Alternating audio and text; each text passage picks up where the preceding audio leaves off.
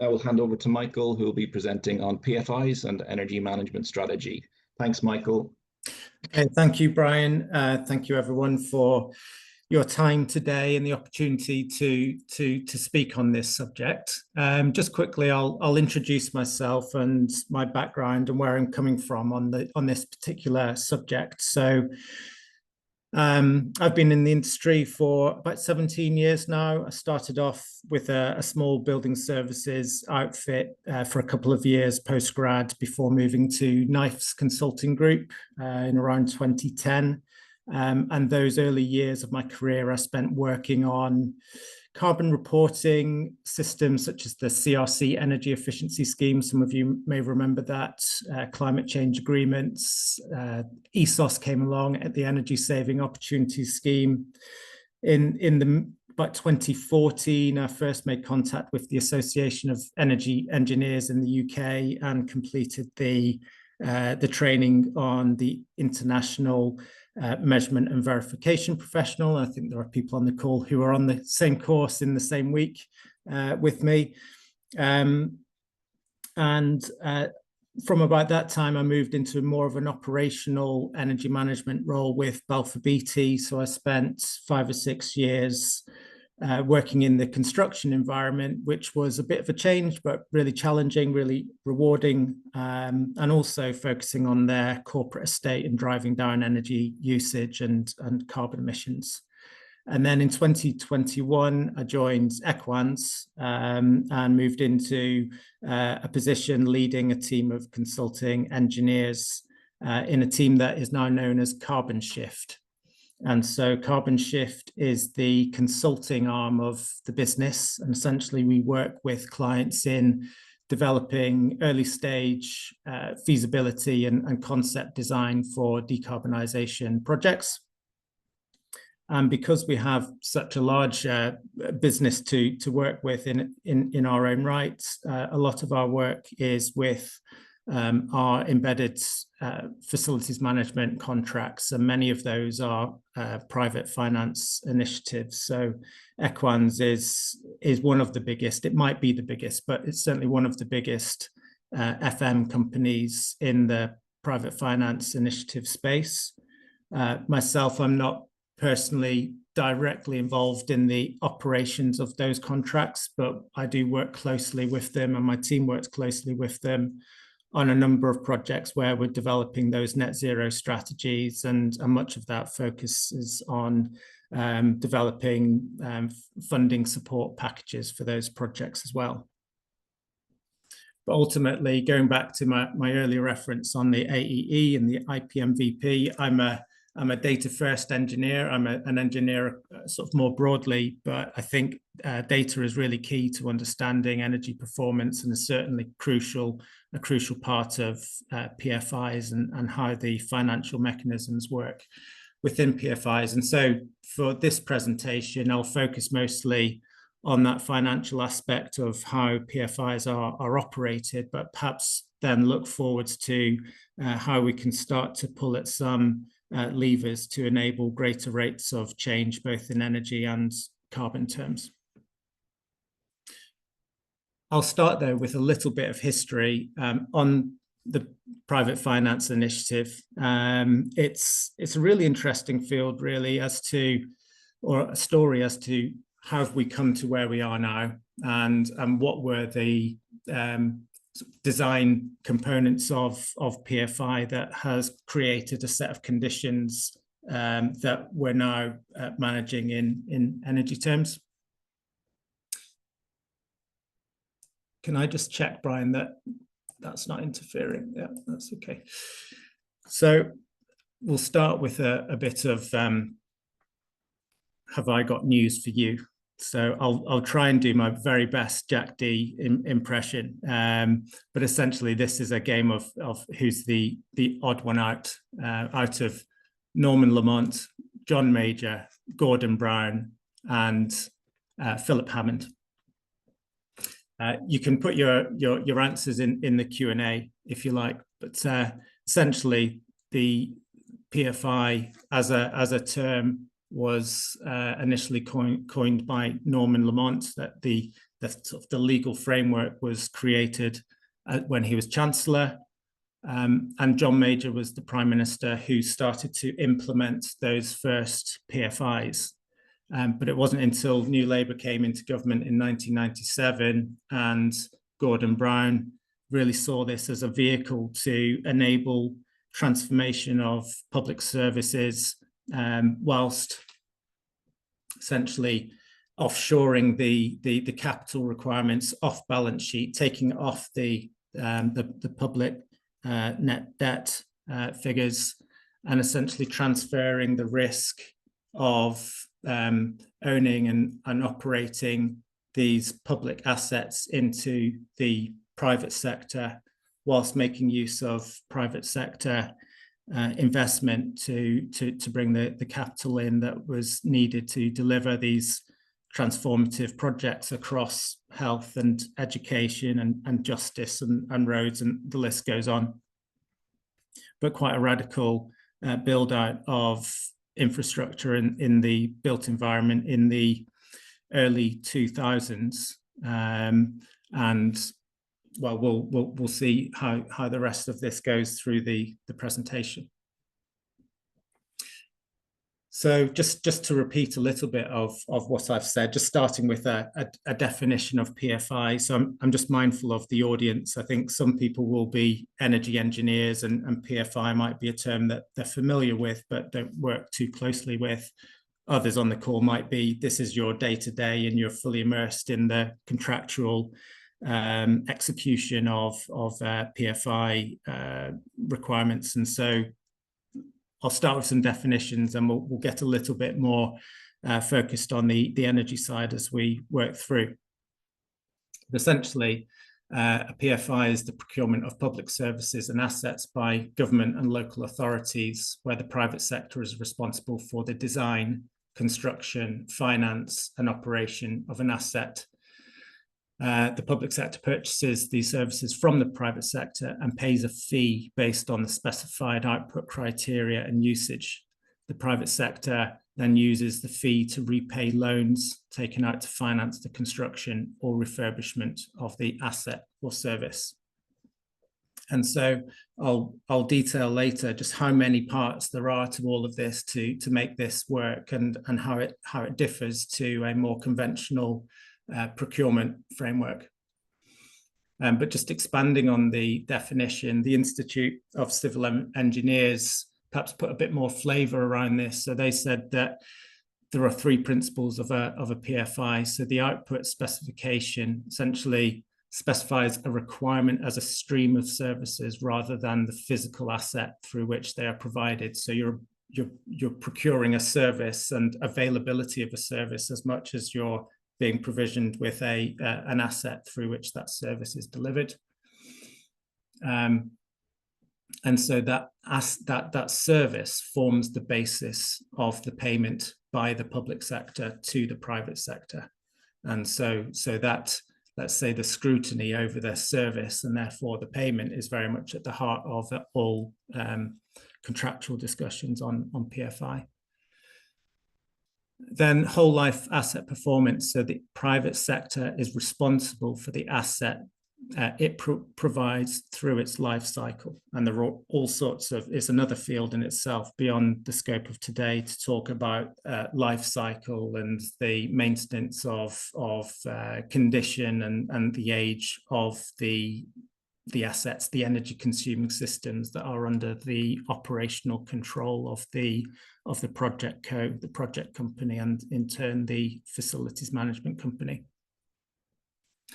And then in terms of the financial side of things, so performance related rewards in which the private sector partner is incentivized in the contract to achieve certain desirable levels of performance. And so this is perhaps the one that I'll focus on more today, and really open up for debate as to whether the level of incentivization is designed correctly for all parties to achieve the desired outcomes. So in numbers, this is what PFI looks like by sector. So there are over 650 individual PFIs in operation today, which is about here. So we've reached the zenith of PFI. It expanded massively in the early 2000s and reached a peak in the around 2016-17, which is an interesting moment in time for the industry and the country. And essentially, we're now on a bit of a downwards path down to the late 2040s, by which time all of the PFI contracts as they stand will have expired and will have been handed back to the public sector, as is the intention of the initial contract. And in terms of the money flows from the public sector to the private sector to repay the debt and to repay the cost of borrowing and to pay for the ongoing provision and availability of service, currently that amounts to in the order of £10 million per annum. So that's sort of the operating budget of the public sector is going out to the private sector to pay for these services. Now you can see that the dominant sectors that have benefited or received these projects are across healthcare and education, and that represents just over half of the number of contracts. But in value terms, I don't have the numbers in front of me, but I would expect it to be significantly more than half, given the size of some of those projects, especially in the healthcare sector. And so, just to put this in context as to the wider economy, what does this look like in terms of percentage of the operating budget? So, across the health and social care department, PFI unitary charges, as they're known, represents about 1.5% of its overall budget, as stated in the latest spending review. But that figure's higher in other departments, albeit smaller in size. Overall, the Ministry of Justice, which covers the courts and the prisons, it's closer to 4%. So relatively small, but still not insignificant. Okay, so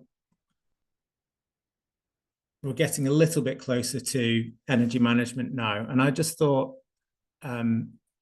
initially I'd do a little bit of a literature review on this. And the quickest way to do it was with this Google Ngram viewer. So this is essentially literary references to these two terms, private finance initiative and energy management.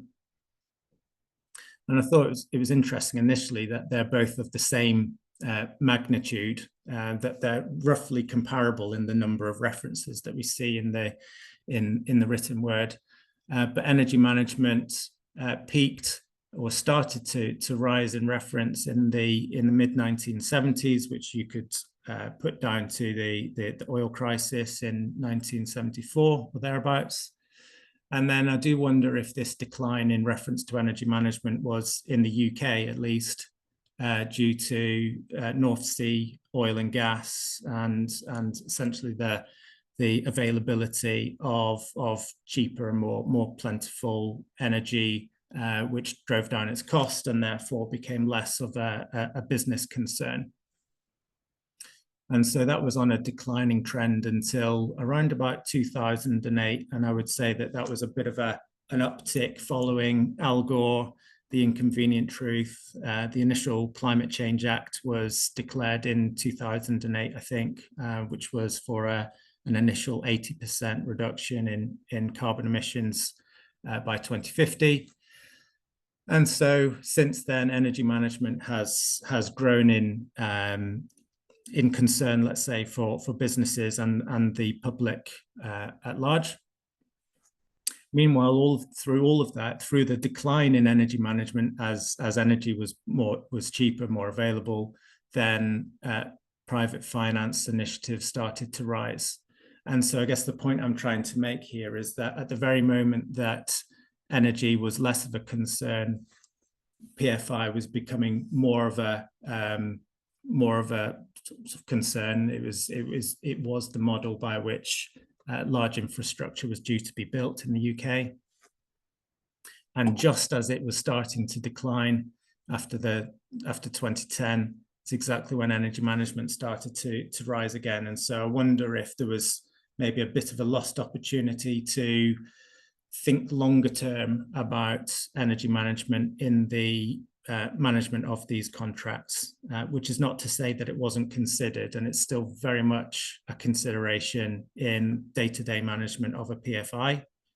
But I do think that perhaps there wasn't absolute synchronicity between these two particular themes. And then as for net zero, arguably that it wasn't ships passing the night, but missing the boat altogether. The public consciousness of net zero didn't really start to tick up until the mid-2010s and really towards the end of the last decade, which was when the Theresa May declared the net zero target for the UK, by which time private finance initiative was almost dead in the water in terms of new projects being implemented. And in 2018, Philip Hammond declared the end of PFI in the UK. So that's a little bit of context as to how have we got to where we are today. And then just overlaying all of the operational PFIs. So this is where we are today.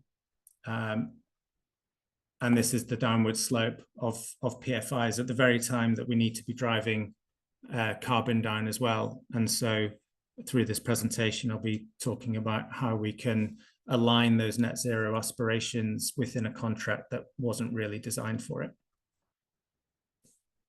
So I'm mindful of time, so I will try and pick up pace a little bit.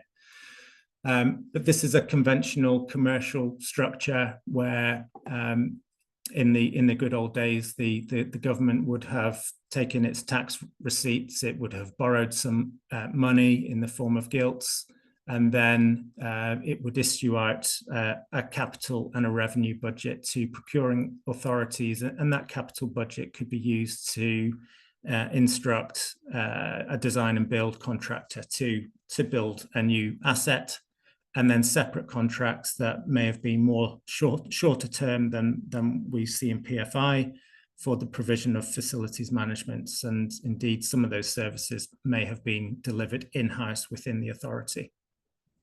And after all of that, the public gets the provision of a service.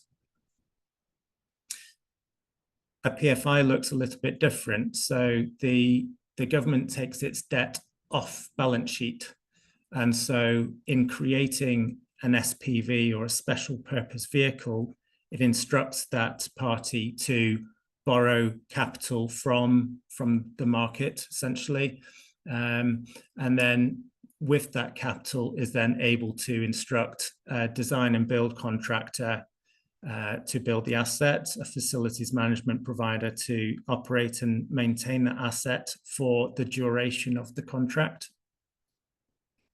And it would do so on behalf of the procuring authority, who would pay in the form of a unitary charge, which is like a mortgage payment, in return for the availability of an asset and the agreed service levels. So after all of that, the public gets its modern service provision, and provided that they're happy with it, that keeps the government in business. Okay. So there's some big names that are part of this landscape. I've missed many of them. There are many, many more than this, but really just looking down the left-hand side down here, these were the big players in building out the PFI assets as we know them. There's one big one there that was taken down along the way in Carillion. Carillion went into administration in about 2017, and it was in large part, it was a large factor in the demise of PFI. It's really the sort of the last nail in the coffin. But many of these design and build contractors became the FM providers as well, and in some cases they were also part equity investors. So there was a real sort of consolidation of the finance and the design and the build and the operate and the maintain. But in some cases, in many cases, those contractors built the assets, they operated them for a few years, and then they sold those assets back to the market, and new entrants came in and took on the operation and the maintenance needs. And so it was a sort of a debt and an investment vehicle that was sold off for considerable profit in some cases. And I think the legacy of that has caused some aftertaste that has sort of left a mark on the industry. But does it work? So there have been statements made by the National Audit Office around the levels of profits that were made by some of the big contractors and investors. But overall, I think there is a balanced view on PFI. I think it's recognised that PFI assets, whilst they may be expensive to operate, they tend to have better levels of service provision. There is a more modern service provided, and it does come at a cost, but also that cost is predictable as well. So that was one of the benefits to the public sector, that there was some cost certainty in operating these assets. Okay, so how do we decarbonize them? So there was a guidance report issued by what was the Infrastructure and Projects Authority 1 or 2 years ago now. The IPA, as it's known, is now known as the National Infrastructure and Service Transformation Authority, or NISTA, who are very much driving collaboration across the many industry stakeholders around this initiative. And they've created really quite a helpful and simplified roadmap to achieving decarbonisation, which starts with data first, know your contractor, engage stakeholders, prioritise actions, and to make a plan. So this presentation will mostly be about this. It will be a little bit about this. It will certainly speak to this, and there's reference to these latter points as well. But it's a journey, and there's, you know, we need to start at the beginning, understanding the dynamics of the contract and how the data combined with the contract informs energy performance and some of the financial aspects of operating a PFI. And so this is a paraphrased summary of a typical PFI contract, noting that there are many different flavors and varieties of PFI contracts. The general principles around energy performance and payment mechanisms are roughly the same, but there are some disparities.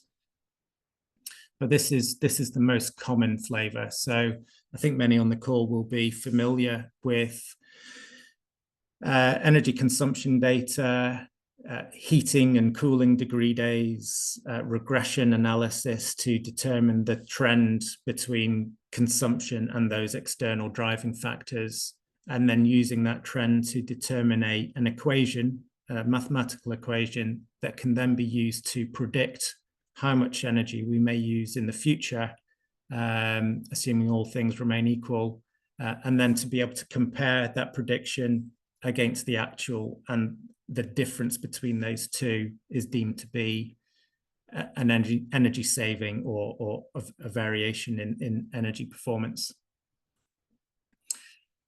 Now,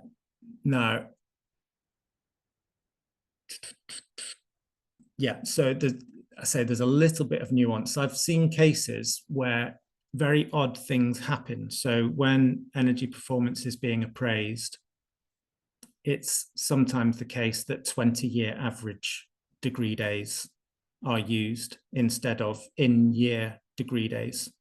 And so that's key, because straight away that introduces some inaccuracy in the level of expected energy performance. I'm not going to go down that rabbit hole, but that was just why I referenced that here. And so this informs the annual energy target. And so any consumption, the annual energy target, and in turn the payment mechanism for any energy performance or under or over performance. And so if energy consumption is deemed to be within a 3% tolerance of that target, then there is no exchange of value between either party, so between the project company and the authority. Outside of that 3% band, the pain share or gain share mechanisms start to kick in out to a 10% band thereafter. And so really what this is saying is that if energy consumption is between 97 and 87% of the expected consumption, then there is an underconsumption and therefore a gain share that can be shared with the project co or the FM co. If consumption is between 103 and 113% of the expected annual consumption, then that's overconsumption, so there's a pain share, and so the project company would be subject to a pain share payment. And typically, there is a 50% gain share or a pain share.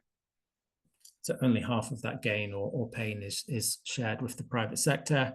And then when consumption falls outside of those bands, so below 87% or above 113%, then it's deemed to be a more extreme event, and an external and independent advisor is required to come in, understand the root cause of this significant change in consumption, and then to negotiate how that gain or pain share should be shared between those parties. Okay, so getting into the mathematics. So there's lots of data here, and I'm trying to build this up slowly so that I can help to relay this point. But so this is data from a real project from some time in the past. So it's not current, but it is helpful. And I didn't really go searching for this data. This was just really a random sample that I found. And so typically the way that this works is the energy consumption target is a combined consumption of electricity and gas.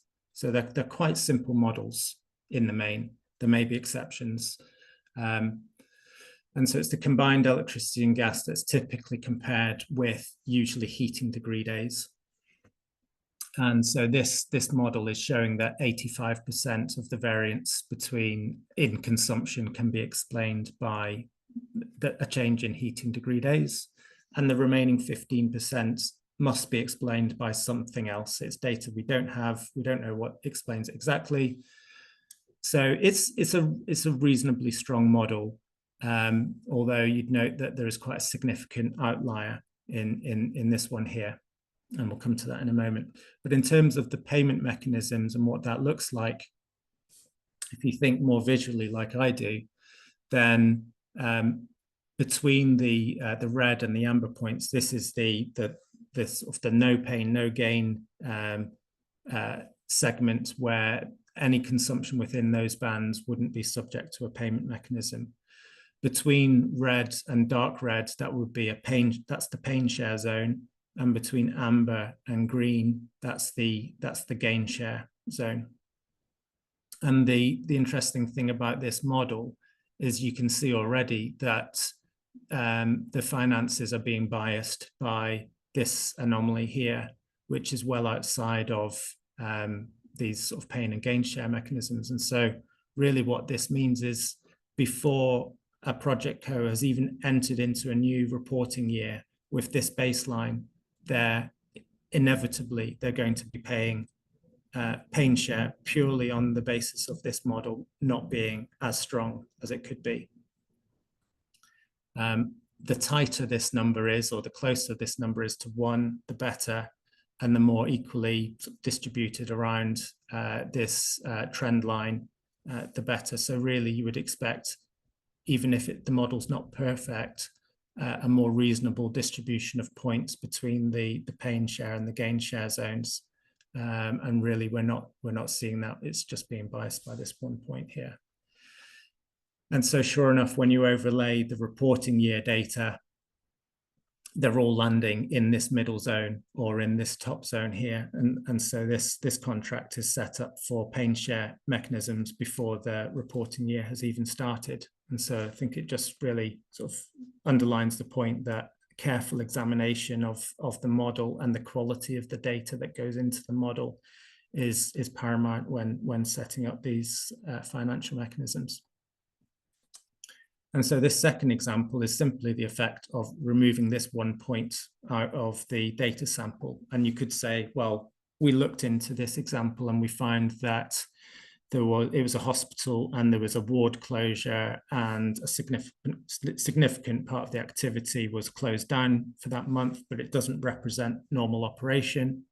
Or it may simply be a data quality issue. There may have been a meter dropout. We got 20 days rather than 30 days of consumption.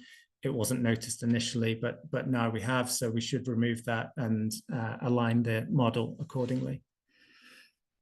And so we've gone from an 85 or 86% strength model to a 90% strength model. So we're starting to have a little bit more confidence in the findings of this. And sure enough, there is more of an equal distribution around the pain and gain share bands. And so you think, well, this looks a little more fair now. We can live with this.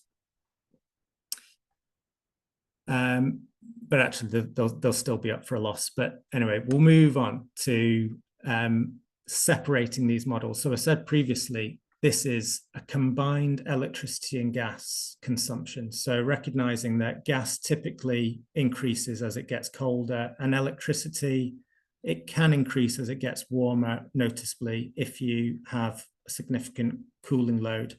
But there is a significant base load, and there may be other operational factors that drive its consumption.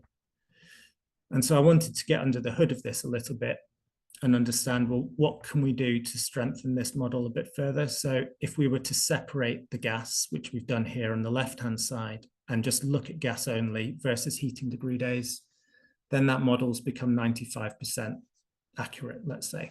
I use that term loosely. Electricity, it's not as clear cut. So if you were to plot it against cooling degree days, so a measure of how long and to what extent has the weather been warm enough to require some air conditioning, there isn't an especially strong correlation here. So I'm thinking this probably isn't the factor that is going to inform our model best. And actually, I did something which I've not really done before, is simply looking at, well, is it just a factor of how many days there are in a month?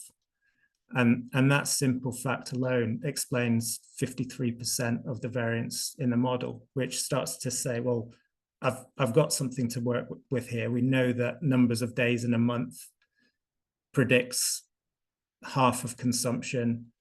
Can we live with that, knowing that there's unexplained factors driving our consumption? And so what you can do here then is run two separate models and then build and then merge them together. And so that's what happens here. So I've called them model 1, model 2, and model 3, A and C, where A was the gas model and C was the electricity versus purely days model.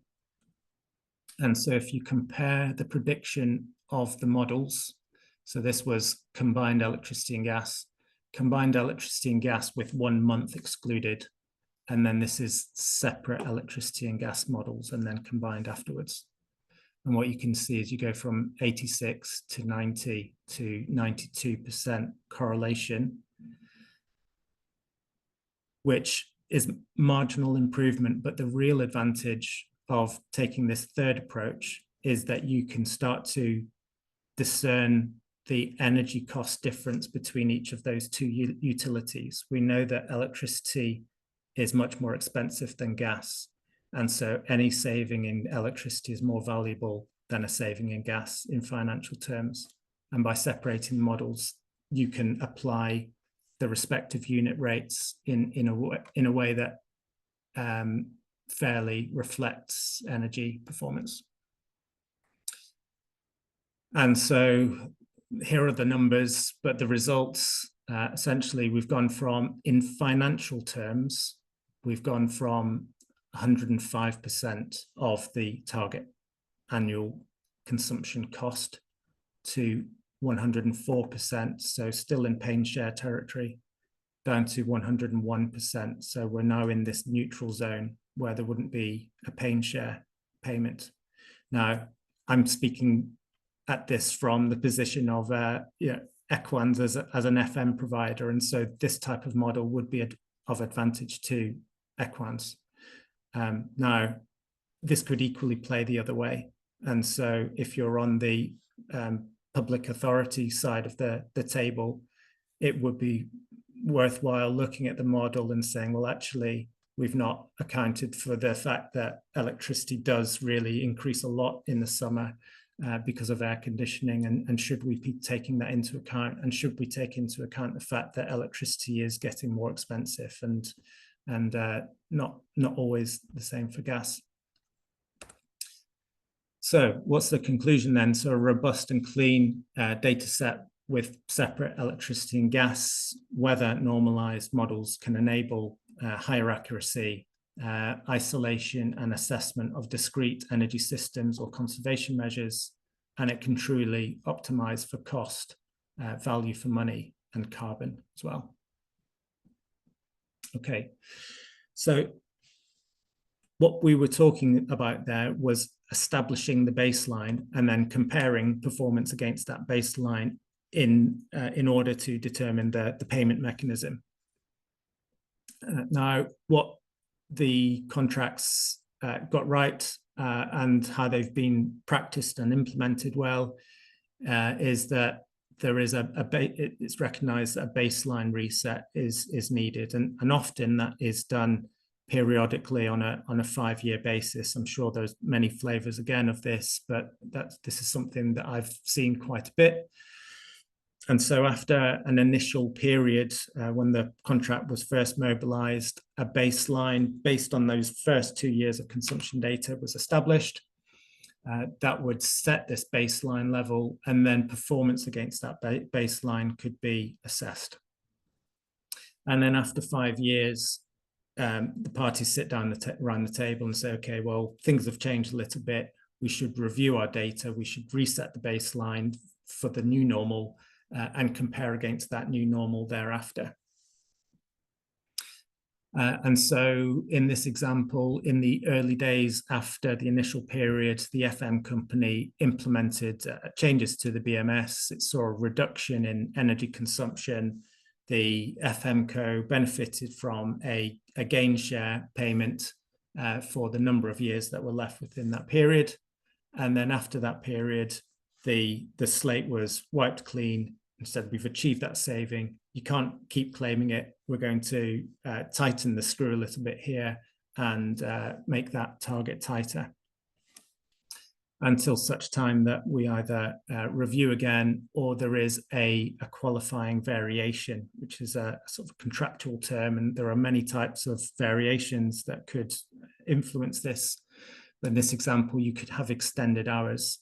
So it may be a school or a leisure facility that's open for longer. It's clearly going to increase consumption across the utilities. And so that needs to be accommodated within the contract. So there's a variation. And then that would reset a new baseline against which performance would then be assessed within that 5-year window. And then again, you continue cycling through each of these phases, and there may be further optimizations that aren't a true variation in their own right. The FMCO might say, well, look, there's a great opportunity here. We have an air handling unit that already has variable speed drives. We're not making the most of them. We could install some occupancy sensors or CO2 sensors. We could modulate the flow rates, and we could achieve greater energy efficiencies in doing so, and in turn could receive a gain share payment for that, but only up until the end of that reporting period. And therein lies a little bit of the challenge within this particular frequency of baseline resets. So speaking with some of the energy managers in our team, it's recognized that if there's only a 50% share of the gain, and you have 5 years in which to make the most of that gain, then straight away you need to achieve a 2.5-year payback. And you best do it at the start of the period, because the longer you leave it, the less time you have to recover a saving. And then there are also clauses in contracts that limit or cap the amount of saving that can be claimed, which further erodes the potential gain of the service provider. So thinking on the selfish side of the table, where a return on that investment or effort is needed, perhaps the incentive just isn't enough to drive that sort of behavior. So perhaps that's something that could be reflected upon and reviewed. It gets more complicated, though, when we start to get more ambitious with net zero, and it's not just about maintaining performance as it is, but really driving down energy demand further and stripping fossil fuels out of the system. And so all of that is going to need variations to the contract, not least because like-for-like replacement doesn't work when you're trying to decarbonize the system. There's also going to be a cost uplift in some of these projects, and in turn a significant change in the energy consumption profile of these buildings. And so at each point of these significant variations or qualifying variations, it's possible that they are qualifying variations, and so baseline reset is needed. And really the message here is, if the model previously looked a little bit complicated, let's try and do it with all of these projects happening within 6 or 12 months of one another. Some of them are temperature dependent, some of them are light dependent, some of them have delayed impact. If it's LED lighting, it may take several months for that to truly crystallize into a complete energy saving. EV charging infrastructure, that could go up and down depending on the number of EV drivers there are in a geography, or the unit rates that are being charged to incentivize drivers to charge at a location or not. So there's loads of factors here that can inform the rate of consumption due to these specific initiatives. And so the message is, sub-metering is really, really key. It needs to be installed before, not after the event, because we need to set a baseline. And it needs to be recognized that time and resource is needed to both develop the analytics, but also to sit down with all partners to understand the impact of these changes. And also really just to ensure that the incentives to make these changes are still seen in the contract, and do they need to be varied as well.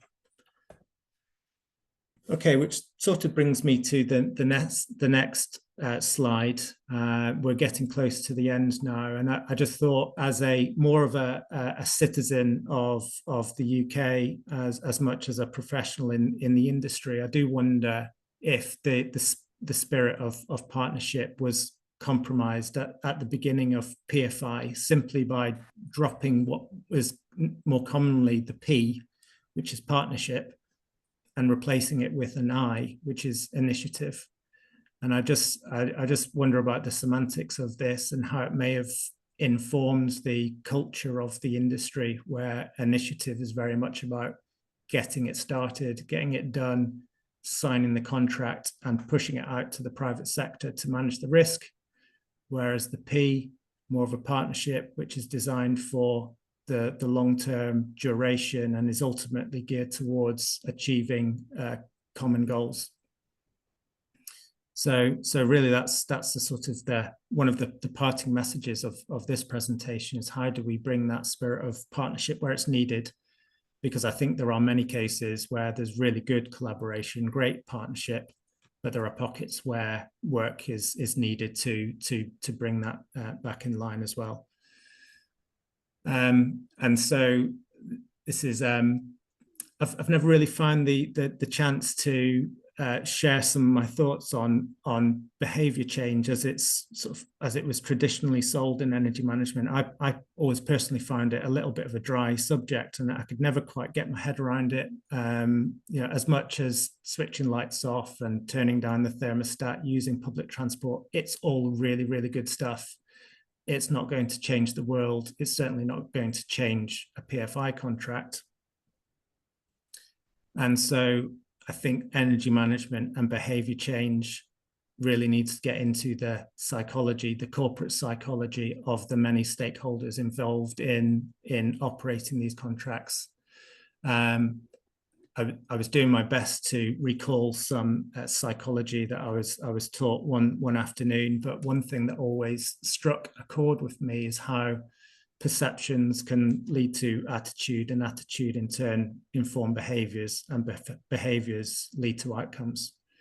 And that's really struck me. And I think that it's true in business, in groups of people and in organizations. And so outcomes lead to feedback loops, and those feedback loops create new perceptions, attitudes, and behaviors, and they can be reinforcing.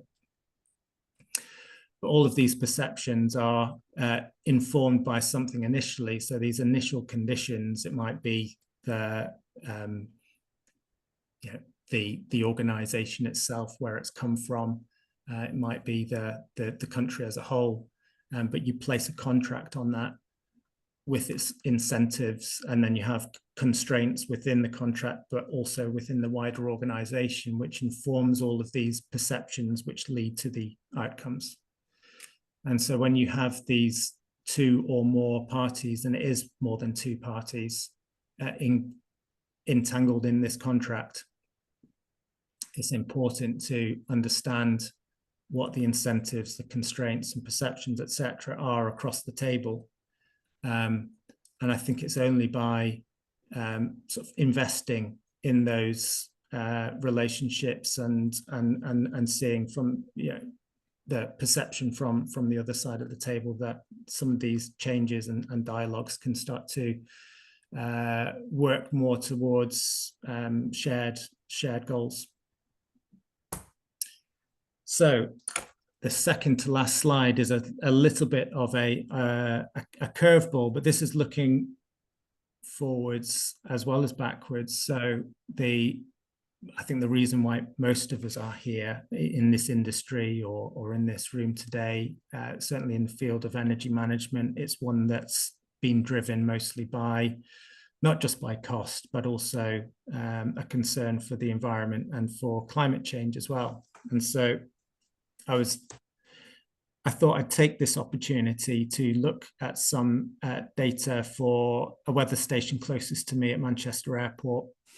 And what it showed to me is that the climate of the 1990s, when I was growing up as a young kid, is quite different to the one that we're experiencing today. So the average or mean temperature of the 1990s was 1.2 degrees cooler than we're experiencing in the decade so far.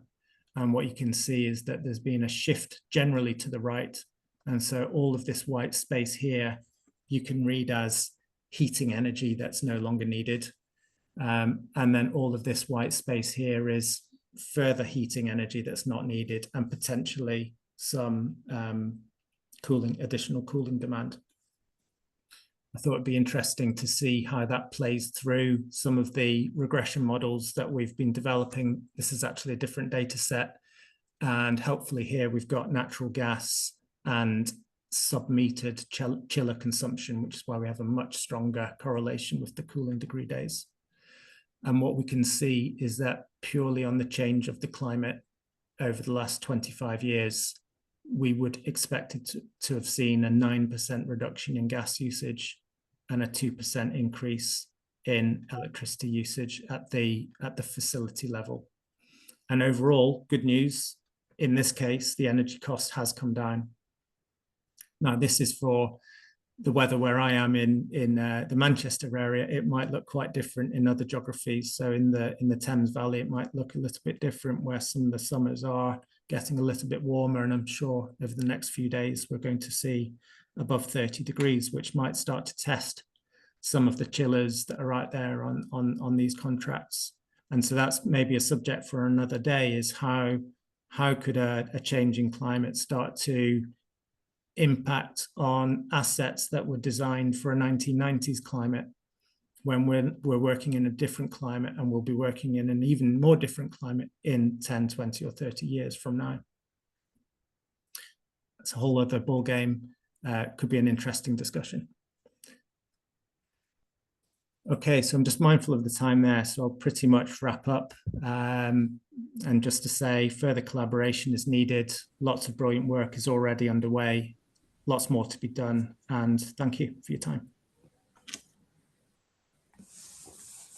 Thank you, Michael. That was a really informative discussion and presentation, so thank you for that. Conscious of people's time, but want to give people the opportunity to ask any questions that they might have. So if you'd like to raise your hand or come in or drop it in the chat, then please do so.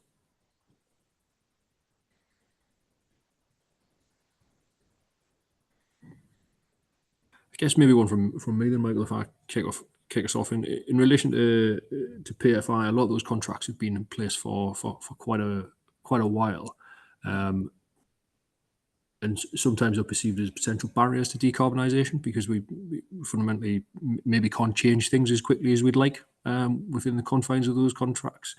What are you seeing from your experience at Equans in terms of how decarbonisation measures might be implemented at scale and at pace within those contracts? Yeah, I think key barrier is always funding. And so I think there are some levers that can be pulled within the contract itself, but I feel that external input is needed to enable some of these projects. So, and that really either comes from government or from some other form of private finance. And I'm still learning really on what the art of the possible is on the private finance side of things is within PFIs. But on government support, what we have seen, Great British Energy launched a large solar and PV funding round earlier in the year, and I think it was about 200 million that was issued out to healthcare and education projects. So some quite significant solar projects were enabled through that government funding pot. Similarly, the NHS Energy Efficiency Fund, NEEF, was announced just before Christmas last year, and authorities were scrambling for a few days before Christmas to pull together information for a bid. And so Equans supported and enabled some of those. And again, that's leading to some quite significant projects. Many people on the call may be familiar with the public sector decarbonisation scheme, which was quite a significant funding pot, which was unfortunately was pulled last week for any future rounds, but in recent years has gone some way to funding some really big projects. And I'm just naming some. I'm not sure if they're PFIs, actually thinking about it, but certainly in the NHS, Newcastle NHS received several tens of millions in the last round, as did Chester, Countess of Chester Hospital as well. So but that's been pulled, and so we'll wait and see what takes its place. But certainly, government support will be needed. Otherwise, where funding is available, really it requires early dialogue, early engagement between all partners to ensure that there is alignment before there is an overinvestment of effort or funds in progressing with any sort of project. There are all sorts of dependencies in PFIs that you just wouldn't imagine are there until you become involved in some of the conversations. So I think raising these issues early and breaking down some of these barriers is really key to making headway. Great. And we've got one question from Natasha in the chat, which is kind of what are the long-term plans post-handover PFI contracts? What are you seeing? And outside of things like the MIS framework and the like, what potentially could be funded by the public sector? Beyond expiry of PFI, was that Chris? Or yes, I believe so. Yeah. Okay. So I mean, it's starting to look quite far out at that point. It's really from the mid 2030s where we'll start to see a significant fall off in PFIs. We'll be much closer to our climate target dates at that time, if not beyond. And so something quite substantial will be needed. I can't say for sure what that would be. But one thing I would say is, it's structural within the energy system, as we know it, that electricity is significantly more expensive than gas. And so the business case for electrification of some systems is presently not strong enough to stand on its own feet without subsidy. So unless there is subsidy, or unless there is transformation of the energy pricing market, then nothing's going to happen at scale. Great. And it looks like we've got one more question from Mark in the chat with regards to BMS and meter infrastructure. So sometimes we know kind of IT technologies and meter and BMS upgrades don't necessarily happen at the right pace in terms of upgrades to other systems and other elements of energy infrastructure.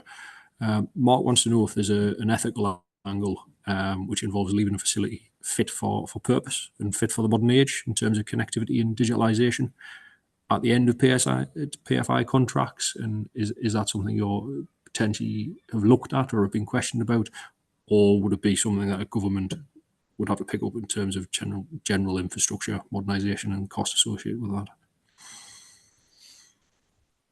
Yeah, I understand the question. It's a tricky one to answer. I think ultimately a building that is monitored and controlled well is one that should benefit the incumbent parties, the project co, the FM co, and so investing in those, wherever those funds may come from, will be to the benefit of all parties within the envelope of the contract in time terms. And so I think that there is incentive there to modernize digital infrastructure, and the benefits are clear, and as you say, would enable future-proofing of that asset. I think the sort of the key word in that question, I think, was the ethical part of it, and I think all business partners want to do the right thing, but there are always financial or contractual constraints as well, and so it's as per the diagram, it's getting back to all of those incentives and how that informs the behaviors and attitudes, etc. So yeah, it's a really thorny subject. I totally understand it, and I think it just requires partnership. Great, fantastic, thank you. I'm conscious of time. There's no more questions in the chat for Michael, so I would suggest if you do have any questions, please do follow up with us. We can pass those on in the presentation, and the presentation will be available and kind of shared after this event. So I don't know if you want to do some closing words there, Brian.